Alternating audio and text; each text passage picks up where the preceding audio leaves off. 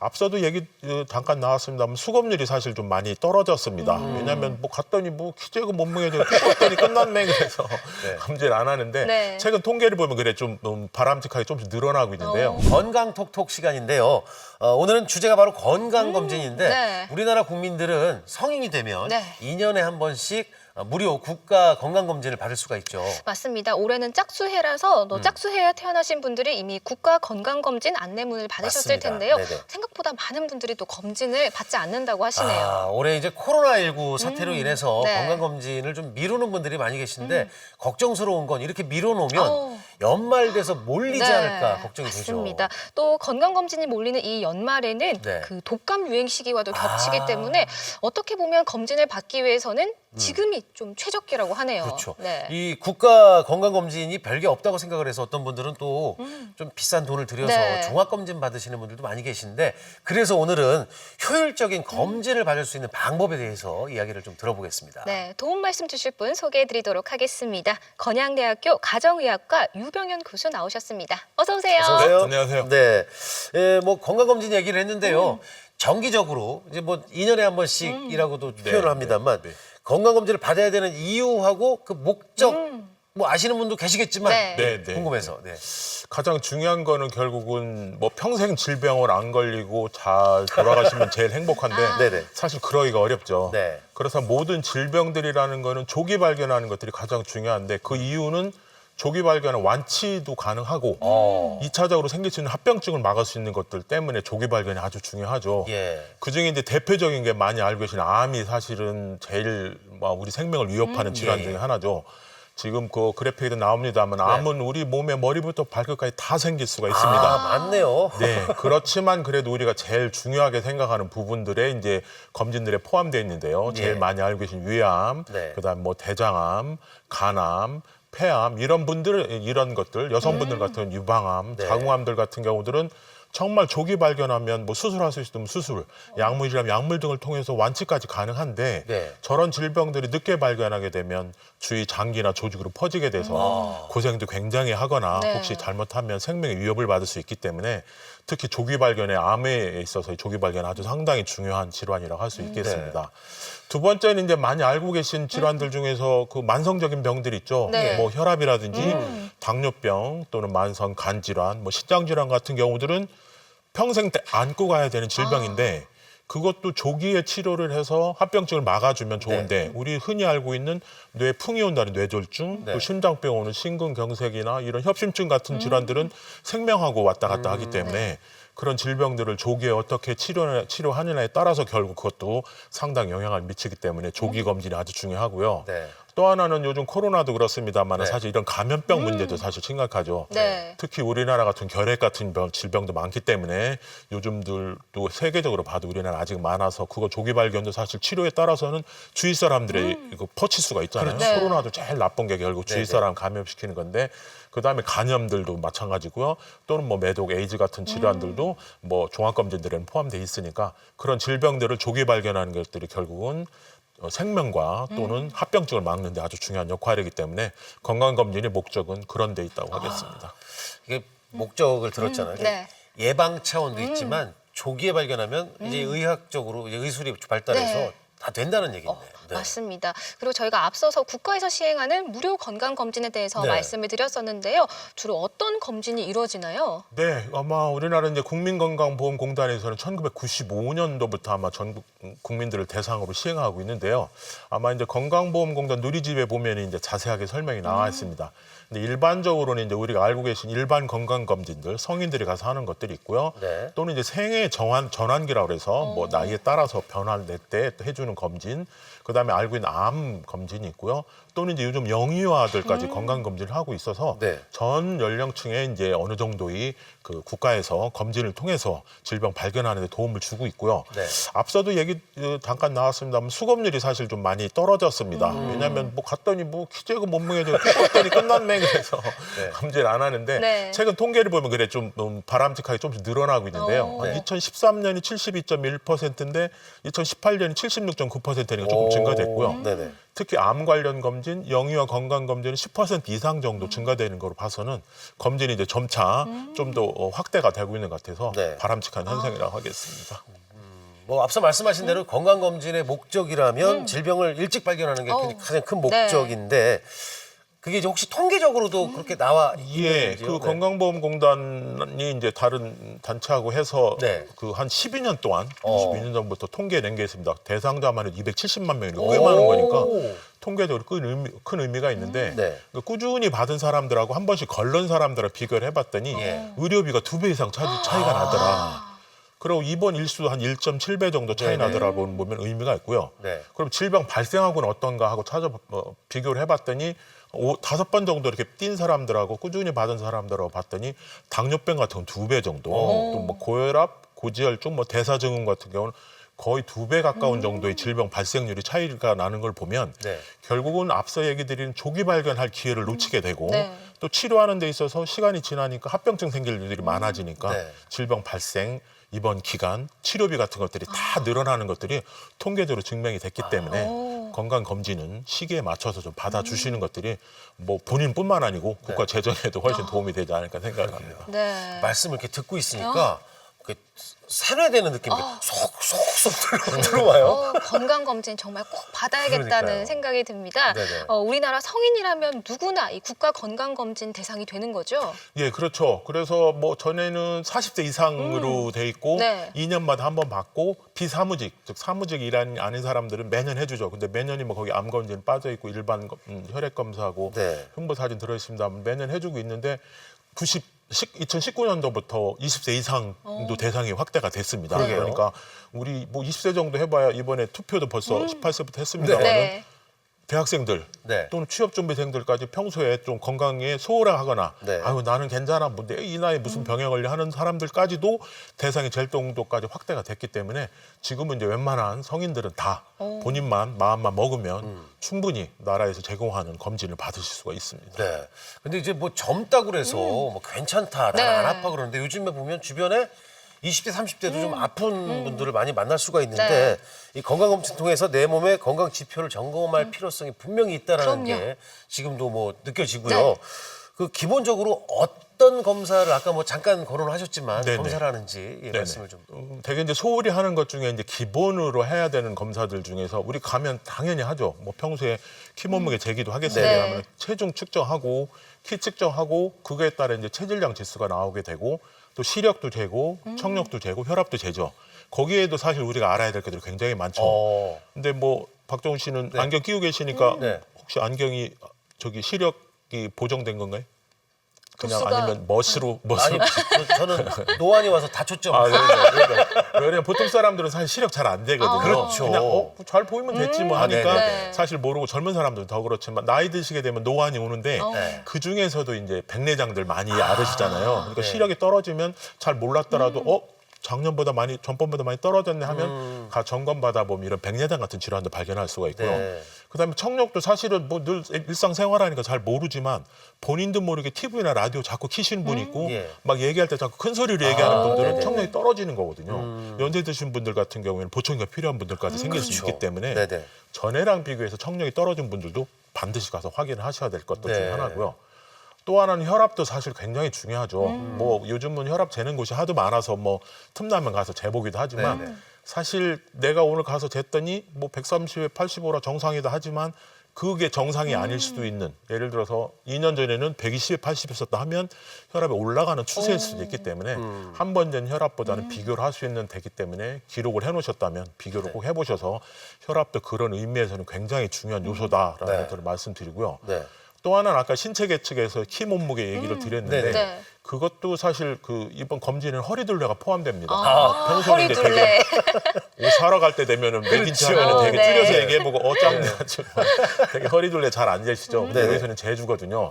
근데 이게 체중하고도 아주 밀접한 연관이 있습니다. 그래서 우리가 체질량 지수라는 것들이 있는데 체질량 지수 여기 보면 25, 30 써 있는데 저거는 쉽게 이해를 하도록 할게요. 네. 2m 사람이 있다면 네. 2m의 제곱인 4죠.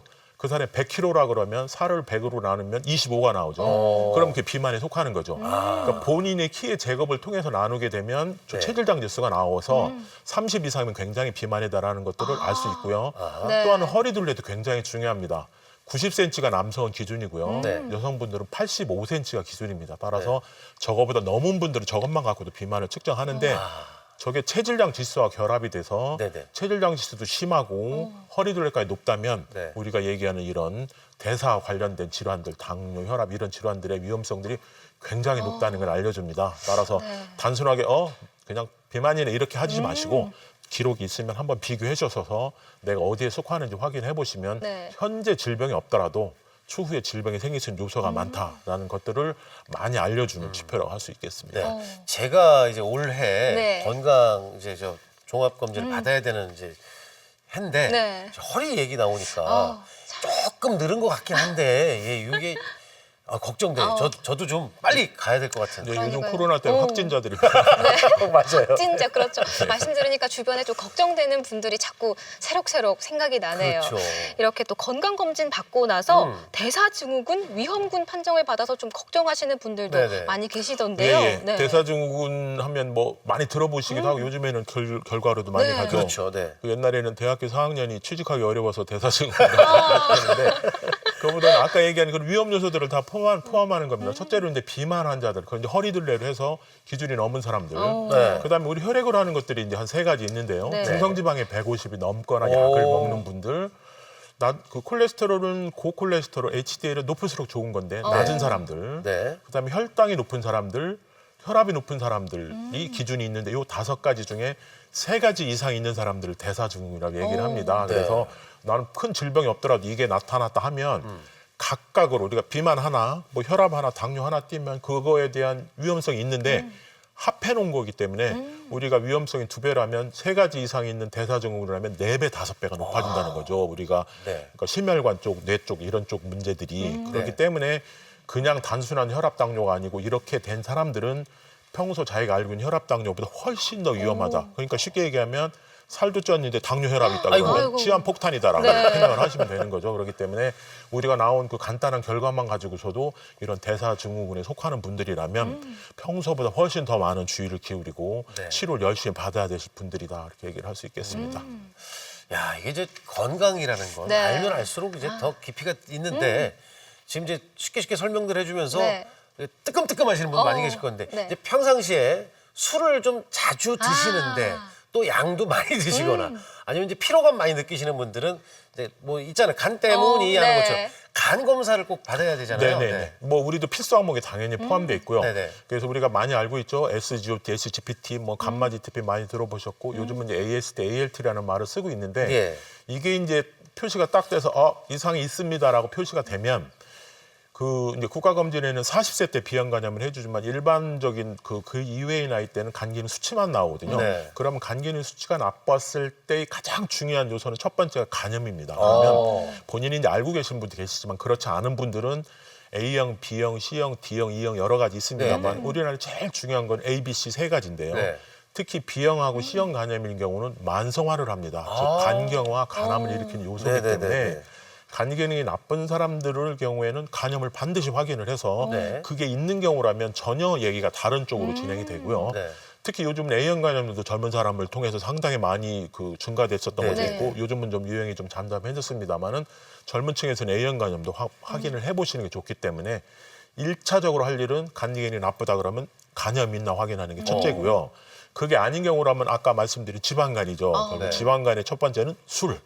두 번째는 술. 음식, 네. 체중이거든요. 결국 체중 중에서도 탄수화물 많이 먹는 분들이 간기능이 나빠지기 때문에 그런 경우는 이제 초음파나 기타 검사를 통해서 확인할 수 있고 네. 또 하나는 감마 GPT는 잘 아시다시피 그거는 술 때문에 많이 올라가지만 나는 술도 안 먹는데 왜 올라가지 하는 분들이 네. 있습니다. 네네. 그런 경우는 담독의 쪽, 쓸개나 그 주위에 있는 담관 쪽에 질환이 있어도 올라갈 수가 있기 때문에 그런 분들은 병원에 가셔서 반드시 상담을 받으시고 그런 쪽에 질환이 있는지 여부를 확인하는 게 중요합니다. 따라서 간 기능은 이상이 있으면 일단 어딘가 신호가 나타나는 거기 때문에 반드시 확인이 아까 말씀드린 그런 것들을 필요하겠습니다. 네. 특히 약물들 과용하는 분들도 간 기능이 나빠지기 때문에 이유 없이 약물들 몸에 좋다고 여러 가지 건강식품 네. 많이 갑자기 먹은 분들 중에서도 네네.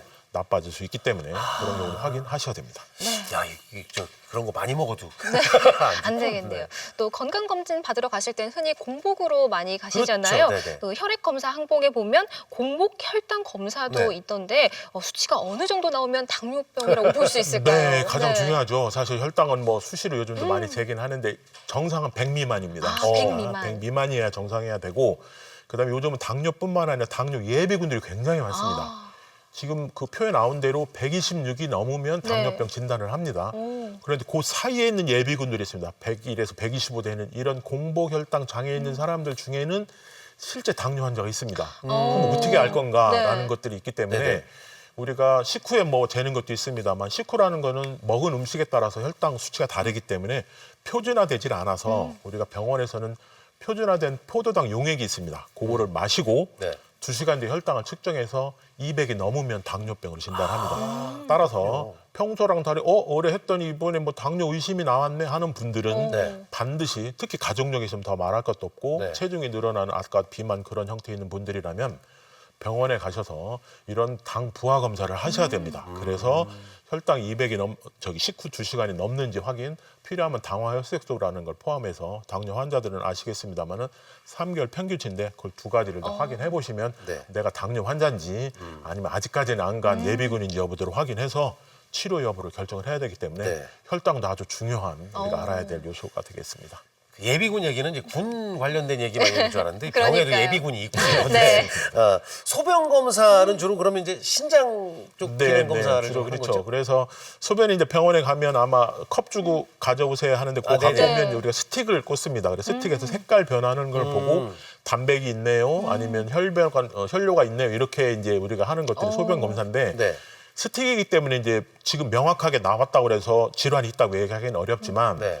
만약에 요단백이 양성이 나왔다면 뭐 소변 신장 쪽 문제도 있고 네. 간쪽 질환이 있고 아니면 어디 뭐 체력 검정을 하기 열심히 달리기를 네. 운동 많이 해도 잠깐 나올 수 있기 때문에 네네. 이게 양성이 나오면 실제 나오는지 여부를 확인하는 게 필요하고요. 어. 특히 혈료가 나오는 경우서도 그게 현미경으로 실제 봐야 되기 때문에 예. 저건 색소라든가 여러 걸 통해서 나올 수 있기 때문에 꼭 혈료가 지금 문제가 있다라기보다는 확인이 필요하다는 겁니다. 따라서 네. 그런 확인을 해서 진짜 혈료가 있으면 우리 잘 아시죠? 결석. 통증이 심한 결석도 있을 많이 수 있고 아프다고 그러죠. 그렇죠. 그다음에 사고체 쪽에 질환이 있어도 나올 수 있고요. 크게 얘기하면 암도 방광암, 신장암에도 암까지. 혈료가 나올 수 있기 때문에 네. 연령에 따라서 혈료도 굉장히 중요한 단서가 되기 때문에 스틱이 나오는 것도 확인하시고 네.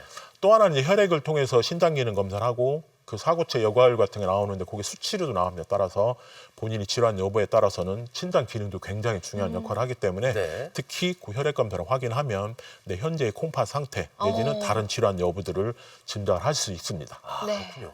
그리고 또 국가건강검진 안내문을 미리 살펴보니까요. 네네. 4년마다 한 번씩 이상 지질혈증 검사를 하라고 나와 있던데 이상 지질혈증은 또 어떤 네, 건가요? 말이 참 네. 이상한데요. 네, 어렵네요. 대개는 고지혈증으로 많이 알고 계시잖아요. 네네네. 그게 왜 그러냐면 이제 콜레스테롤 높은 사람들이 고지혈증이야 얘기들을 많이 해서 그런데 콜레스테롤 중에서 특히 나쁜 콜레스테롤이 160이 넘거나 그러면 이제 그 고지혈증에서 나쁜 그 지질혈증이 되고 또 하나의 경우는 아까 얘기 드렸었죠. 그 콜레스테롤 중에서도 높은 네. 고밀도 콜레스테롤은 높을수록 좋거든요. 네. 그러면 고지혈증이 이상하다고 하기가 좀 어렵기 때문에 그걸 포함하다 보니까 이제 이상 지질혈증이라고 얘기를 합니다. 그래서 네.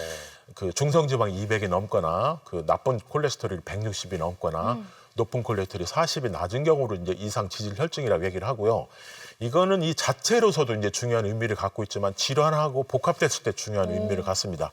예를 들어서 당뇨가 있거나 혈압이 있는 분들에 따라서는 저게 조금만 높아도 치료를 해야 될 대상자가 되기 때문에 이게 아깝게도 이게 한 4년마다로 바뀌었어요. 2년마다 하다가 그래서 네네. 되게 남자 24세, 여자 40세 이상이 넘으면 이제 4년마다 하는데 혹시라도 이런 것들이 있는 분들이면 중간에라도 가셔서 확인하셔서 변동폭이 있는 여부를 확인해 보시고 네. 특히 다른 질환이 있는 분들은 진단뿐만 아니라 치료에서도 그 의사 선생님과 상의하셔서 치료 여부를 결정하는 데가 중요한 역할을 하겠습니다. 네. 네.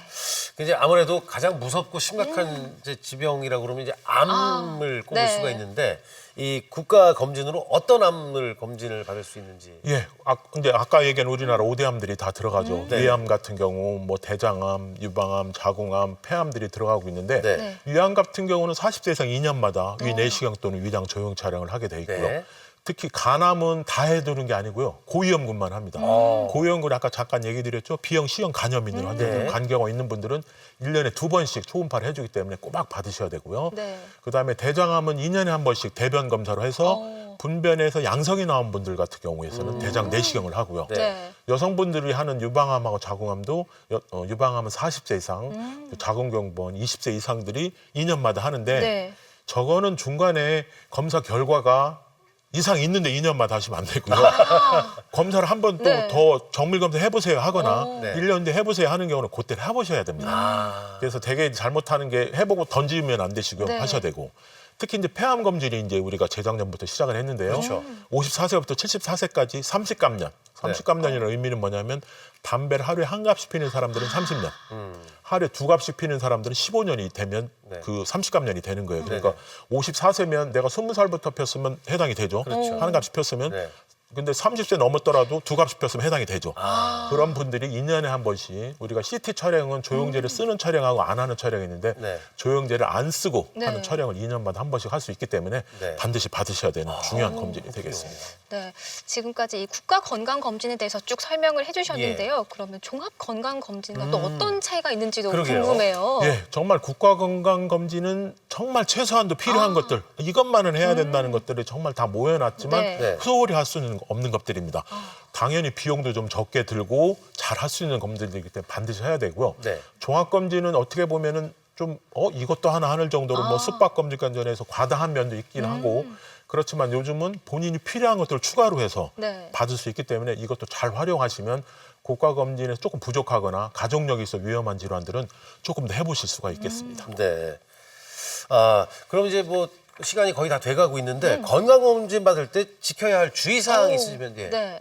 제일 중요한 게 올림픽 나가는 것처럼 평소 건강관리하는 분들이 있어요. 네. 2주 뒤에 검진하니까 오늘부터 음식도 술도 끊고 운동 열심히 해서 가서 검진 결과가 잘 나야지 이러면 안 됩니다. 네네. 왜냐하면 평소에 건강검진이라는 건 평소 상태를 받는 거기 때문에 가장 네. 중요하고요. 네. 또 하나의 경우는 이제 금식이 중요하죠. 그래서 전날 음식들을 좀 많이 먹게 되면 다음날 그 검진 결과가 그 위내시경 같은 게 안 좋을 수 있기 때문에 당연히 주의를 하셔야 되고 다음날 아침에는 당연히 커피, 물, 우유 같은 경우 당연히 안 드셔야 되고요.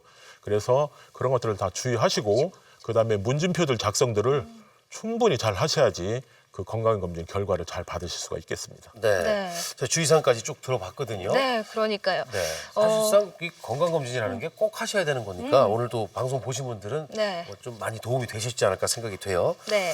자, 오늘도 도움 말씀 함께 하셨는데 건강톡톡 오늘은 효율적인 건강검진 방법에 대해서 알아봤는데 네. 2년에 한번 받는 거 꼭 지키시고 그럼요. 이왕이면 연말 전에 가시는 게 좋을 것 같습니다. 네. 다음 이 시간에는 기능성 소화불량에 대해서 알아보도록 할 텐데요. 궁금한 사항 있으시면 게시판에 남겨주시면 되겠습니다. 네, 지금까지 도움 말씀에 건양대학교 가정의학과 유병현 교수와 함께했습니다. 네, 도움 말씀 고맙습니다. 고맙습니다.